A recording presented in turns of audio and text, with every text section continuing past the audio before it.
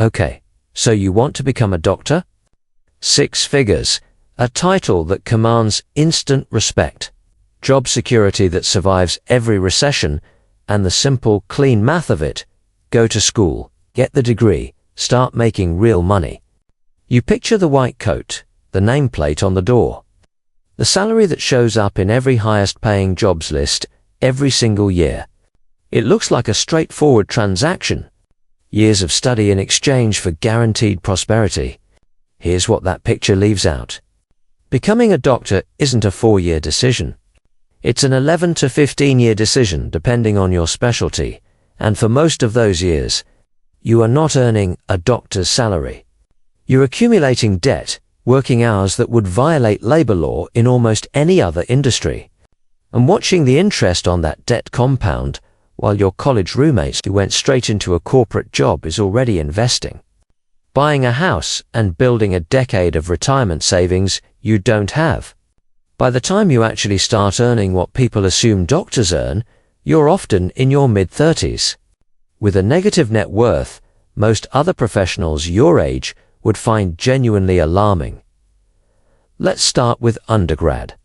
Because the arms race begins years before medical school even accepts you, getting into medical school requires a specific academic profile, a strong GPA, typically above 3.7 for competitive schools, a high score on the medical college admission test, the MACIT, which most serious applicants prepare for using a formal prep course running $1,500 to $3,000, plus hundreds of hours of unpaid volunteer work, clinical shadowing, and research experience.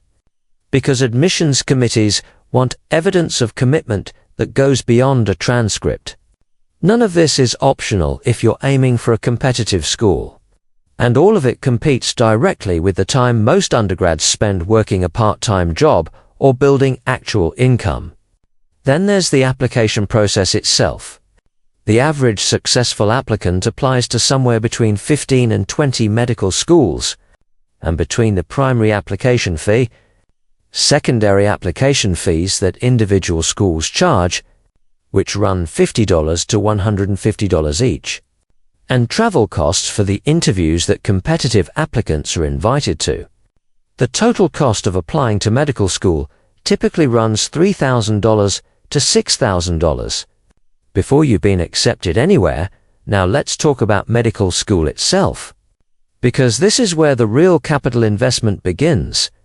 According to data, the Association of American Medical Colleges tracks every year the median cost of attendance, tuition fees, and living expenses combined runs approximately $250,000 for 4 years at a public medical school and can exceed $350,000 at a private one. That's not hypothetical. That's the median. The overwhelming majority of students finance this through federal and private student loans. And by the time they walk across the stage at graduation, the median medical school debt in the United States sits right around $200,000 to $250,000.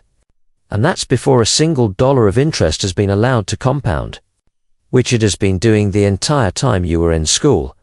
Here's the detail that catches almost every pre-med student off guard. Graduating with an MD does not make you a licensed, independently practicing physician.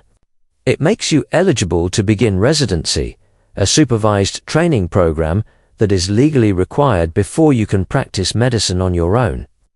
And residency length depends entirely on your specialty. Family medicine and internal medicine run 3 years. General surgery runs 5. Neurosurgery, one of the longest, runs 7. And many surgical subspecialists add an additional 1, 2, 3 year fellowship on top of that, just to subspecialize further. During every single year of residency, you are working, and you are working hard. The Accreditation Council for Graduate Medical Education caps resident work hours at 80 per week.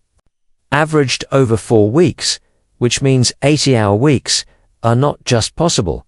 They're the sanctioned maximum, and many residents report regularly working close to that ceiling. For that labor, the median resident salary in the United States runs approximately $60,000 to $70,000 a year.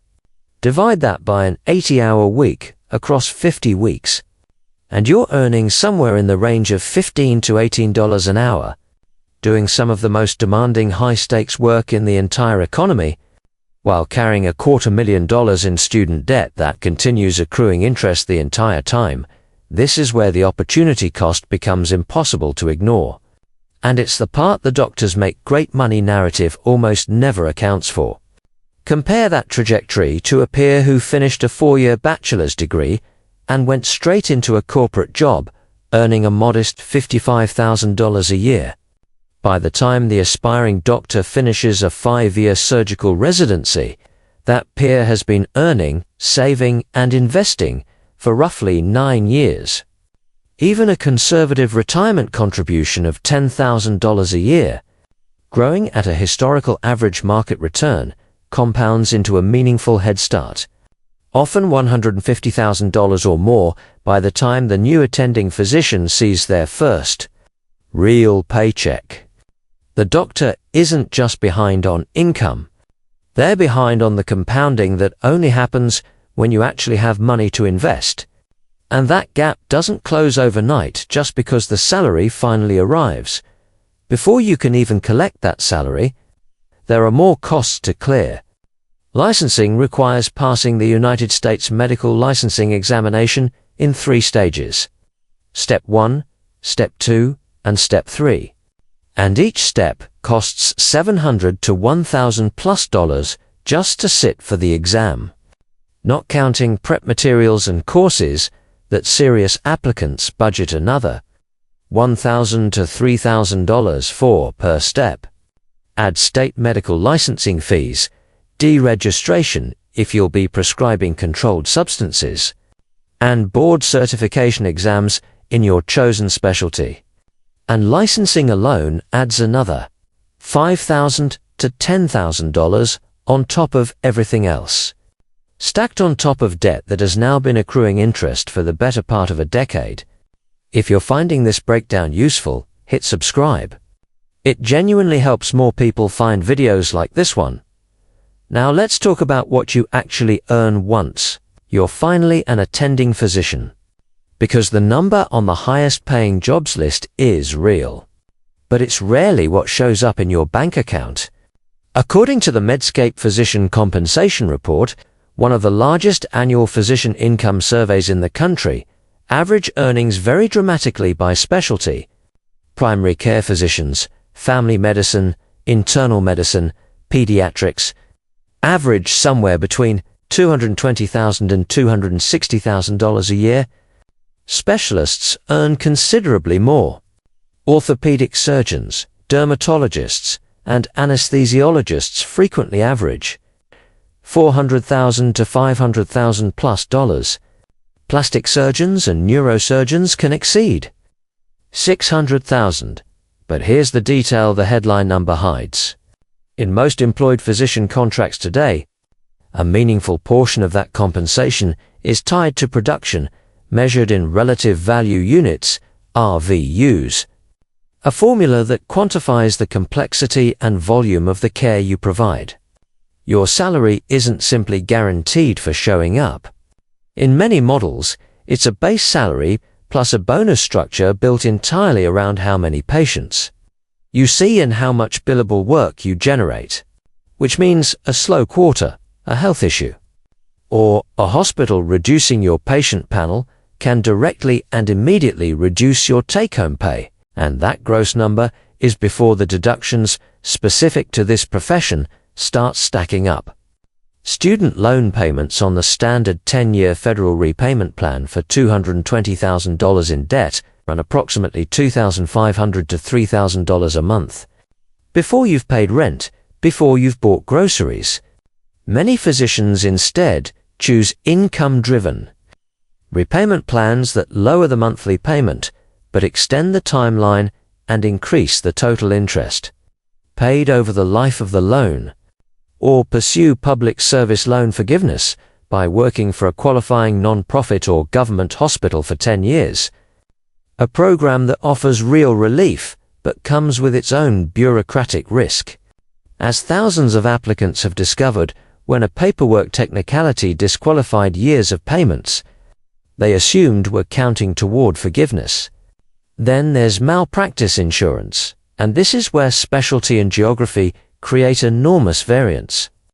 A family medicine physician in a low litigation state might pay $5,000 to $15,000 a year. An OBGYN or neurosurgeon in a high litigation state like New York or Florida can pay $100,000 to $200,000 plus annually for the same coverage, a cost that exists purely because the specialty carries statistically higher malpractice claim risk. Regardless of how good the individual physician is, add continuing medical education requirements, which most states mandate to maintain licensure. Board recertification exams every 7 to 10 years that can cost several $1,000s each, and the effective tax rate on a high six-figure income and the gap between gross salary and what actually lands in a physician's investment account is significantly wider than the headline number suggests. If a physician chooses private practice instead of hospital employment, the math shifts again, and not necessarily in their favor. Running your own practice means covering rent, staff salaries, medical equipment, electronic health record software licensing, and billing and coding overhead. Costs that industry data consistently show consume somewhere between 50% and 60% of a practice's total collections before the physician owner takes home a dollar. That's the same captive cost structure we've seen in nearly every business we've broken down on this channel. Except here, the customer is an insurance company that can unilaterally lower what it reimburses for a given procedure, sometimes below what it costs the practice to deliver that care. The catastrophic risk in this profession isn't financial in the way it is for a business owner. It's professional and psychological, and the data on it is sobering. According to the Medscape Physician Burnout Report, more than half of practicing physicians report symptoms of burnout in any given year, driven by long hours, administrative burden, and the emotional weight of the work itself. And according to data tracked by the American Medical Association, most physicians in higher-risk specialties, obstetrics, surgery, emergency medicine, will face at least one malpractice claim at some point in their career, regardless of the quality of care they provided, simply as a statistical reality of practicing in a field where bad outcomes sometimes happen even with perfect execution.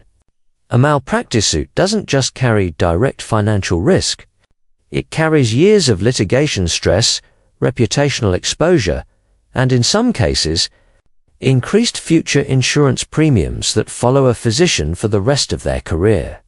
Whether or not the claim was ultimately found to have merit, let's put two outcomes side by side, because the specialty and the path you choose changes this math enormously. Scenario 1. The realistic solid outcome. You become a primary care physician, finish a 3-year residency, take an employed position at a hospital system in a moderate cost of living state, and enroll in an income-driven repayment plan with an eye toward public service loan forgiveness. Your starting salary is $230,000. After taxes, loan payments, and standard living expenses, you're able to save and invest roughly $30,000 a year starting at around age 30. By age 40, 10 years into practice, with your loans forgiven through the program and a decade of consistent investing behind you, your net worth is solidly positive, likely in the $350,000 to $450,000 range, and climbing steadily. It's a genuinely strong outcome. It's just one that didn't arrive until well over a decade after your undergraduate peers started building wealth. Scenario 2. The realistic difficult outcome. You pursue a surgical subspecialty requiring a 7-year residency plus a 2-year fellowship. financing your entire medical education through private loans at a higher interest rate because you maximized federal loan limits and still came up short. You graduate training at 34 with $320,000 in compounded debt. You take a position in private practice in a high malpractice risk state, where your $450,000 gross salary is reduced by 55% practice overhead, $140,000 a year in malpractice insurance, and standard loan payments exceeding $4,000 a month. Your realistic take-home after every deduction leaves you with less discretionary income than the primary care physician in scenario 1. Despite a gross salary nearly double, at age 40, after 6 years in practice, your net worth is still close to zero, not because you made poor choices, but because the compounding cost structure of a longer training path, higher debt, and a higher overhead specialty consumed nearly everything the higher salary was supposed to provide. The scale of this profession is enormous, and the country genuinely needs more of it. According to projections, the Association of American Medical Colleges publishes regularly, the United States faces a physician shortage that could reach 86,000 doctors by the early 2030s, driven by an aging population that needs more care and an aging physician workforce approaching retirement. That's not a struggling profession. It's one of the most secure, most needed career paths in the entire economy. But security and need don't erase the financial mechanics underneath it. The resource that most physicians eventually discover, often years into practice, is that this isn't simply a job you train for and then get paid well to do. It's closer to a decade-plus capital investment with a deferred, variable, and specialty-dependent payoff, one where the physicians who come out ahead financially are disproportionately the ones who understood the debt, the compounding, and the specialty's specific overhead going in, rather than the ones who assumed the white coat alone would take care of the math. If you want to go deeper into how careers and investment decisions like this actually get modeled and evaluated, there's a detailed guide linked in the description and pinned in the first comment. It walks through the frameworks behind everything in this video. Worth checking out? Behind every doctor title is more than a decade of deferred income, compounding debt, and a training pipeline that extracts far more from you before it ever pays you back. The salary at the end is real. So is everything it took to get there, and so is everything still being deducted from it once you finally arrive. If you enjoyed this video, please like it and subscribe to the channel if you haven't already. It genuinely helps this channel keep growing.